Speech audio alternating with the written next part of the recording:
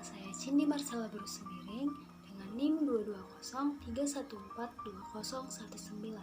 Di sini saya akan menjelaskan mata kuliah kewirausahaan dengan judul Tips Kuliah Sambil Berbisnis. Mau tahu? Ikuti selanjutnya. Nah, berbisnis sambil kuliah itu tidaklah sulit. Memperoleh penghasilan sebenarnya tidak hanya bisa dilakukan setelah lulus kuliah saja. Saat masih mengenyam pendidikan, mengumpulkan pundi-pundi uang bisa menjadi salah satu nilai plus yang kita jual ketika kita lulus nanti. Namun masalahnya, kegiatan kuliah sudah cukup menyita waktu sehari-hari. Bagaimana bisa kita melakukan kegiatan berbisnis sambil kuliah? Nah, jadi di sini ada beberapa tips yang akan saya jelaskan untuk hal ini. Yang pertama adalah tentukan target yang jelas. Bertanyalah pada diri sendiri, mengapa Anda ingin berbisnis sambil kuliah? Kalau jawabannya hanya ingin coba-coba saja, perhatikan lebih dulu konsekuensi yang mungkin bisa didapatkan. Misalnya, bisnis sukses tapi Anda tidak bisa lulus tepat waktu. Bisa jadi nilai Anda cukup memuaskan, tetapi nyatanya bisnis Anda berjalan biasa saja. Apakah Anda rela mengorbankan salah satunya? Untuk itu, cobalah membuat target jangka panjang, jangka pendek, beserta cara-cara yang ingin Anda lakukan apabila ingin kegiatan berbisnis sambil kuliah tetap berjalan bersama. Dengan begitu, Anda bisa lebih bertanggung jawab terhadap dua hal yang penting. Yang kedua, aturlah waktu dengan baik. Waktu sangatlah berharga. Jangan sampai kita menyia-nyiakan kesempatan tersebut hanya karena pengelolaan waktu yang kurang mumpuni. Di sini kita perlu mengatur waktu dengan baik. Katakanlah, sepulang dari kampus, kita tidak bisa pergi nongkrong dengan teman-teman karena ada bisnis yang harus kita jalani. Begitu pula saat jam istirahat atau saat akhir pekan. Namun tentu saja bekerja terus-terusan tidaklah baik. Setidaknya luangkan waktu 1 hari dalam seminggu untuk beristirahat sejenak. Tentukan prioritas kita dan jalankan setiap kegiatan dengan optimal juga bertanggung jawab. Yang ketiga, pilih bisnis yang fleksibel. Beberapa contoh bisnis yang fleksibel adalah menjadi penulis lepas, menjadi fotografer saat ada event tertentu, atau menjual barang-barang secara online. Lebih baik kita menghindari bisnis yang mampu menyita waktu, seperti membuka toko konvensional ataupun warung makan. Dengan demikian, kita masih bisa tetap fokus ke pendidikan, juga fokus pada bisnis di waktu luang. Apabila kita berniat untuk menseriusi bisnis yang kita jalankan, jangan jadikan modal sebagai hambatan. Kita bisa mendapatkan pinjaman modal usaha terjangkau lewat platform P2P seperti Coinworks yang sudah terdaftar secara resmi dan diawasi oleh OJK. Kuliah sambil bekerja, mengapa tidak? Untuk sejumlah alasan atau tujuan tertentu, beberapa dari kita memutuskan untuk kuliah sambil bekerja sebagai karyawan sekaligus menjalankan bisnis sampingan. Mungkin memang terdengar melelahkan karena kita harus pintar membagi waktu agar tidak ada tugas dan tanggung jawab yang terabaikan. Namun, hal tersebut sama sekali tidak mustahil dijalankan selama kita masih menerapkan tips kuliah sambil berbisnis ataupun bekerja. Di sini ada beberapa tips kuliah. Yang pertama, sambil berbisnis, yang pertama adalah sadari sejak awal bahwa akan ada free time yang terpakai. Kuliah sambil bekerja sebagai karyawan dan menjalankan bisnis sampingan artinya kamu menjalankan banyak peran sekaligus. Agar setiap peran ini dapat melakukan tugas dan tanggung jawab masing-masing dengan baik. Sejak awal, kamu perlu memahami dan menerima bahwa akan ada waktu luang atau free time yang pasti dikorbankan. Misalnya, dulu saat menjadi karyawan kantoran saja, kamu bisa leluasa menggunakan waktu akhir pekan untuk jalan-jalan ataupun nongkrong. Namun karena kini kamu juga telah menjadi mahasiswa, kemungkinan besar akan ada waktu akhir pekan yang terpakai untuk belajar ataupun mengerjakan tugas kuliah. Yang kedua, cek dulu kontrak atau perjanjian kerja. Tips kuliah sambil berbisnis ataupun bekerja juga mencakup pengecekan kontrak atau perjanjian kerja. Karena masih berstatus sebagai karyawan, Tentunya kamu memiliki kontrak yang dulu pernah ditandatangani saat bergabung dengan perusahaan tempat kamu bekerja sekarang. Sebelum memutuskan untuk daftar kuliah atau menjalankan bisnis, coba baca ulang kontrak kerja tersebut. Pastikan tidak ada pasal atau pernyataan yang melarang kamu untuk melakukan keduanya selama masa kerja perusahaan. Jangan sampai kamu kena penalti ataupun status kamu sebagai karyawan di perusahaan jadi terancam karena kamu tidak tahu bahwa kuliah mampu memiliki bisnis sampingan tidak diperbolehkan. Yang ketiga, pilih program kuliah yang bisa dijalani secara fleksibel. Jika sudah dipastikan bahwa kebijakan perusahaan tidak melarang kamu untuk kuliah maupun menjalankan bisnis sampingan, saatnya mulai memilih universitas untuk dituju.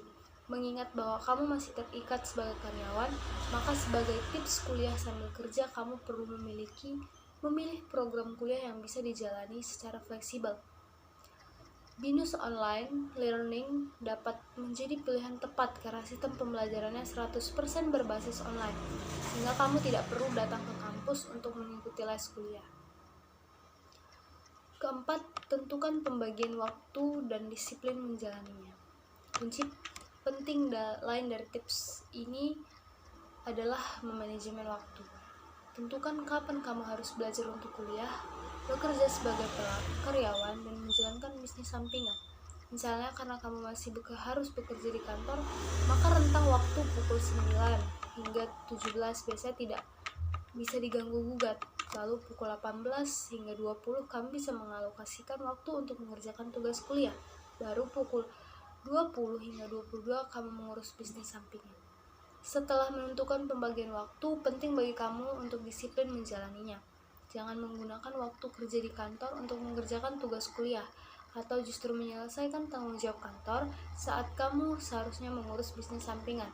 Sebagai solusi, coba buat target-target yang harus dicapai dalam sehari dan susun sesuai skala prioritasnya. Dengan begitu, kamu tahu apa yang harus dilakukan pada hari itu sehingga bisa lebih fokus dalam mencapai target.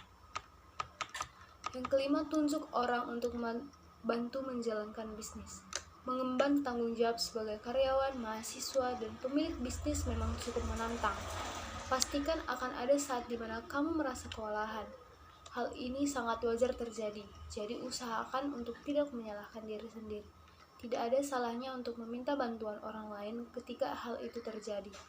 Jangan memaksakan diri melakukan segala sesuatunya sendiri karena bisa-bisa justru banyak hal yang berakhir tak tertangani.